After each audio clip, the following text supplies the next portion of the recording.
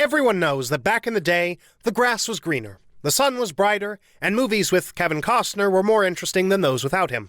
Furthermore, there was a time when movies starring Bruce Willis were more anticipated than most others. Bruce Willis was a superstar, which meant he could get away with a lot of things that would have gotten a lesser actor into serious trouble. Willis often let his temper show, but it was most striking during the filming of Broadway Brawler in 1997. Disney's Broadway Brawler was intended as a response to the big 1996 hit Jerry Maguire starring the much more famous Tom Cruise. Everyone in Hollywood wanted to make something similar, but better, and preferably more profitable. Many American analysts believe that Joseph Feury and Lee Grant's script taken on by Disney was perfect to outshine Jerry Maguire. Bruce Willis felt the same way.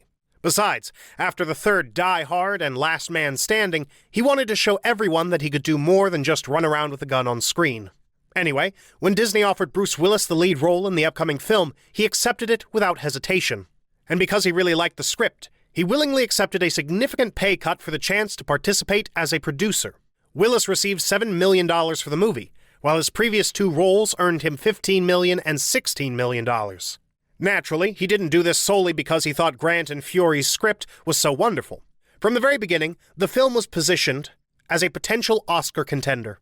Bruce hoped to touch the gold-plaqued statuette and give thanks from the stage to the applause of less fortunate actors and actresses. Or at least he hoped that the film would help him achieve what Tom Cruise did with Jerry Maguire, gain recognition as an actor from a skeptical public. Disney put in a lot of effort to assign celebrities to each position on the project. The film's cinematographer was William A. Fracker, a 6-time Oscar nominee whose credits included Tombstone and Rosemary's Baby.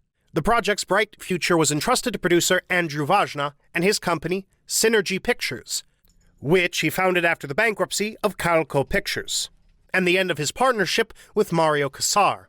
Together, they once produced Total Recall, Terminator 2, and a bunch of other major box office hits. Disney and Synergy contributed $30 million to the film. The main female role went to Maura Tierney, known for her roles in Liar Liar and Primal Fear. The plot of the movie revolves around a former hockey player who tries to run a hockey-related business, but encounters several problems while finding true love along the way. Of course, the latter helped him quickly overcome depression and other troubles and eventually drove off into the sunset. It may not sound interesting now, but it wasn't as much of a cliché back then. Plus, everyone who read the script pointed out that Broadway Brawler would be a hilarious movie. Filming began in Delaware in early 1997. The studio planned to shoot the film in 2 months and release it at the end of the year, just in time for the Oscar race. However, Bruce Willis stopped the filming process 20 days into production. He fired director Lee Grant, who won an Oscar in 1976 for Shampoo.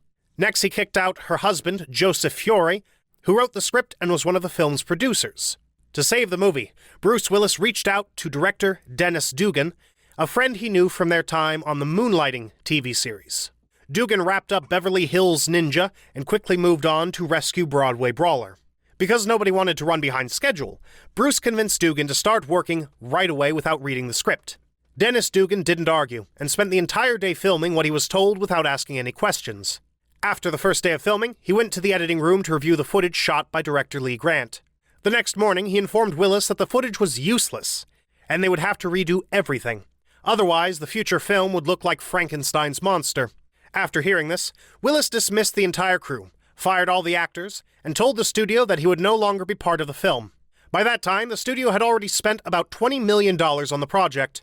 Producer Andrew Vajna was on the other side of the world promoting his film Evita, starring Madonna, so it was up to Disney to handle the problem. There were 2 solutions to the problem. The studio could either fine Bruce Willis $20 million or hold him captive. They chose the second option. Broadway Brawler was cancelled, and Disney returned to Andrew Vajna the $10 million that Synergy Pictures had already spent on filming.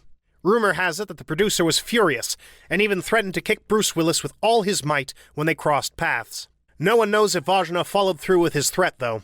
To avoid a $20 million fine, Bruce Willis made a deal with Disney that required him to star in 3 movies, with fees capped at $10 million. If any of the films performed well at the box office, the actor would receive agreed-upon bonuses. He couldn't choose the films he would star in. The 3-picture deal resulted in Michael Bay's Armageddon, M. Night Shyamalan's The Sixth Sense, and John Turteltaub's The Kid. The first two films showed excellent results at the box office, so the studio decided to raise the actor's fee for his role in The Kid. Ironically, The Kid, which earned Bruce Willis the most money, failed. However, the collaboration was still deemed successful, so Willis happily agreed to star in the studio's next film, Unbreakable. The world never got to see Broadway Brawler. The project was put on hold in hopes of returning to it someday, but that someday never came. Lee Grant and Joseph Feury, who initially supported Willis's hiring, later deeply regretted their decision and referred to Broadway Brawler as the most interesting project they've ever worked on. Bruce Willis never explained why he stopped filming after 20 days, so we can only rely on rumors, and the rumors suggest that there were frequent conflicts on set due to creative disagreements. As a major celebrity, Willis did not agree with Lee Grant and Joseph Feury's vision for his character, so at some point he simply lost control and kicked them both out. Thank you so much for watching, subscribe, and stay tuned.